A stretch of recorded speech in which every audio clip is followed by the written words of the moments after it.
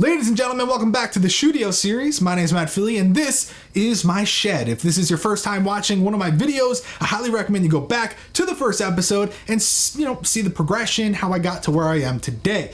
But if you are already caught up, then welcome. Today we're going to be talking about the monitors and the TV, and to break down the structure, I will just be going over specs and stuff, and I have these super official fancy index cards that keep me on track. And after that, we are just going to talk about my impressions, any issues I ran into, and then that'll be it for this episode. And the next one will be all about the peripherals, and then we'll get into more vlog style, kind of doing things in the moment. But for now, I want to answer frequently asked questions and things like that. To kick things off, let's talk about this ultra-wide monitor right behind me. It is the AG352 UC-G6. This is a 35-inch ultra-wide, and it is curved. Now, here's a diagram to kind of show off just how curvy it really is. It comes in at 1800R, and as you can see, based on how that looks compared to 3000R, it's pretty curvy, and we'll talk more about that later.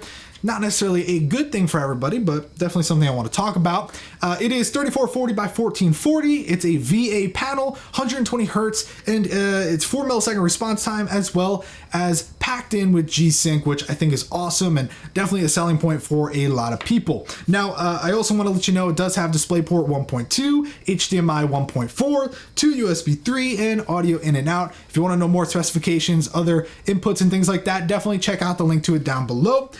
This does come in at 88101, and it's pretty much an awesome ultra wide, as you can tell by the specs, but we'll talk more about my impressions later on. So let's go on to the next one. Next up are the two side displays. Those are the AG27 1QGs. They are 27 inches, 2560 by 1440, IPS, 165 hertz, and yes, they do have G-Sync.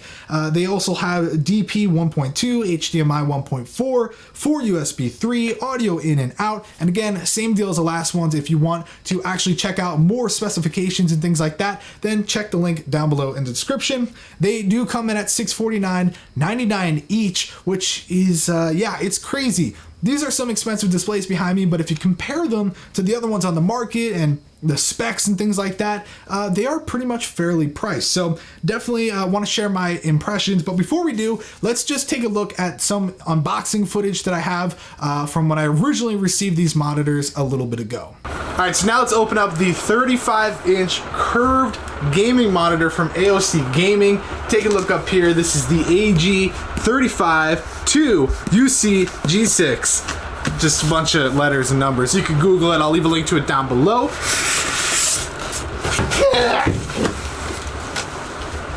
That is beautiful. And the back is, unlike a lot of monitors, it's actually pretty interesting. It's different. Alright, so now we're going to unbox one of the 27-inch monitors. If you come on over here, you'll see it's the AG27 1QG. This one's even bigger than the last, so that's interesting. That's what she said. Alright. So unlike the other one, this has a red back, which maybe some people won't like, but since we're gonna have it mounted against the wall, it doesn't really matter. Yeah, I'm excited, so let's get this one up. So there we go. That was just me unboxing and kind of figuring things out. That was filmed a little bit ago because, well, we kind of ran into some issues and delays. So to see these monitors on behind me right now is a huge relief. Now, before I get into my impressions, which are bulletized right here, I do want to say thank you to today's sponsor. This episode is sponsored by Felix Gray. You see these glasses I'm wearing right now? They look like regular eyewear, but they're actually engineered for the digital age. And I know that kind of sounds crazy, but let me explain. Computer screens emit high-energy artificial blue light, which creates symptoms of digital eye strain. And we all know what that's like. You have headaches, blurry vision, tired eyes, and, well, the list continues. But Felix Gray lenses actually combat digital eye strain by filtering blue light and eliminating 99% of glare without an ugly tint or ineffective coating.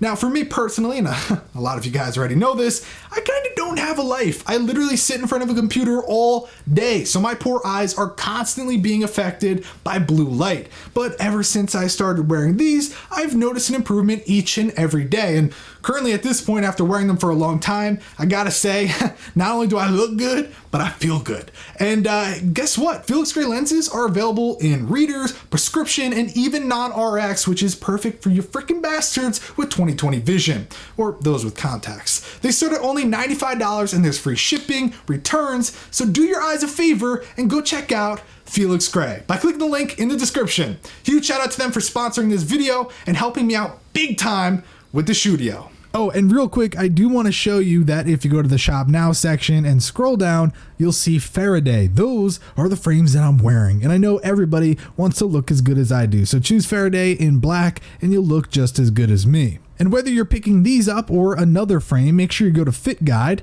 because here you can actually see the measurements and which face type works best with the frames. So as you can see, mine's under large because I have a large face. And don't forget, there are free returns and exchanges, so if you end up not liking a frame and want to try something different, you can. It's really no hassle at all. So do yourself a favor and click the link in the description to check out Felix Gray.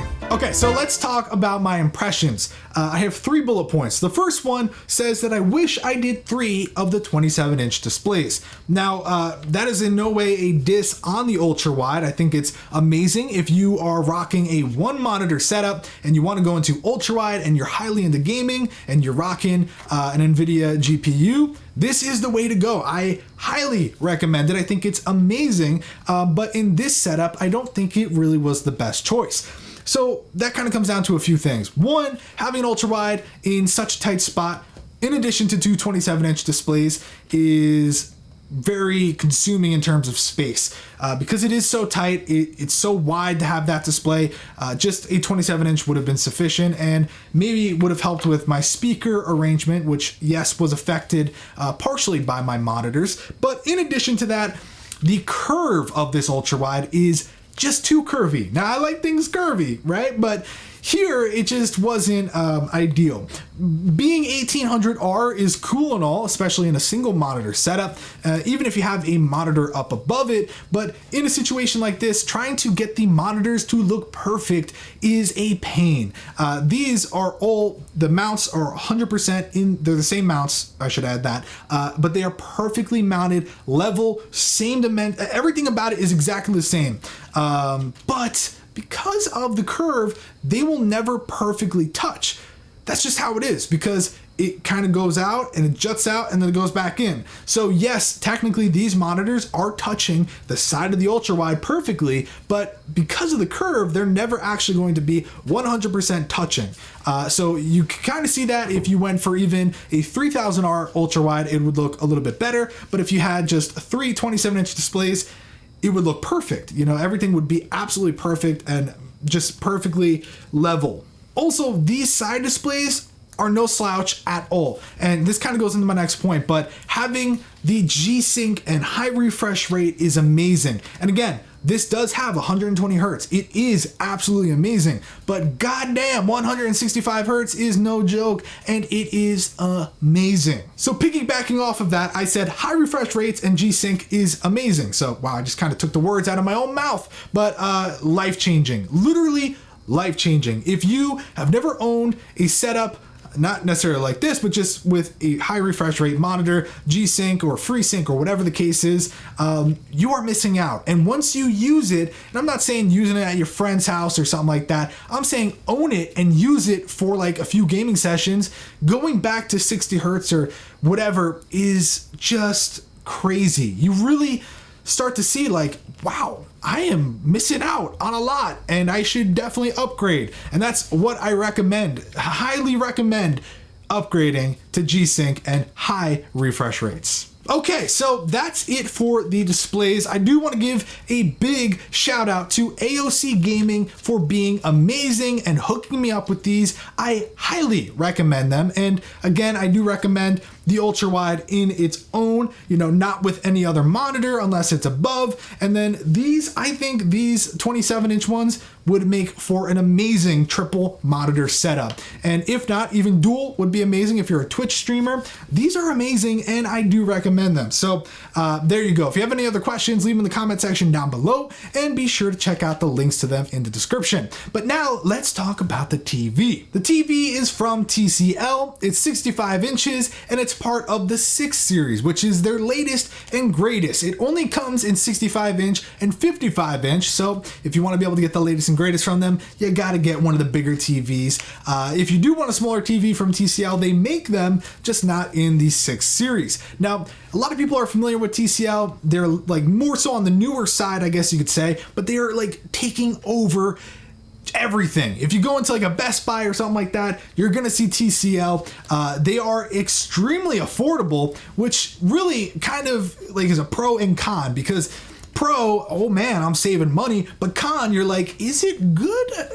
Is it a Westinghouse? Because those things are cheap and they suck. So I can answer that now that I own 2 TVs. I have this and I have a 4 Series 55-inch in my living room. They are amazing and you are getting a lot of bang for your buck. Now, definitely going into a cheap TV can be a bit sketchy. I used to have a 55-inch Westinghouse in the shed when I did pit my setup, and I also, right now I'm looking at a Secchi 40-something inch TV. No name brands, I mean Westinghouse a little more known, but kind of sketchy TVs, and yes, I can tell you this is not in the same category.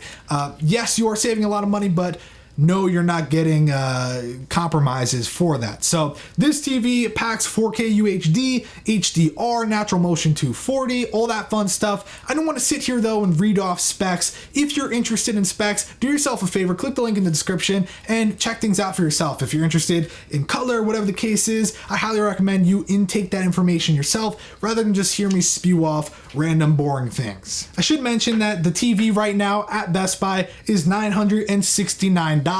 Which, if you really put it into perspective, for being 4K UHD, being 65 inches, looking as good as it does, that's kind of crazy, and definitely something you should look into if you are in the market. Now, of course, you could go for a Samsung or something like that, but you'll kind of be spending a lot more than you would on a TV like this. There you go.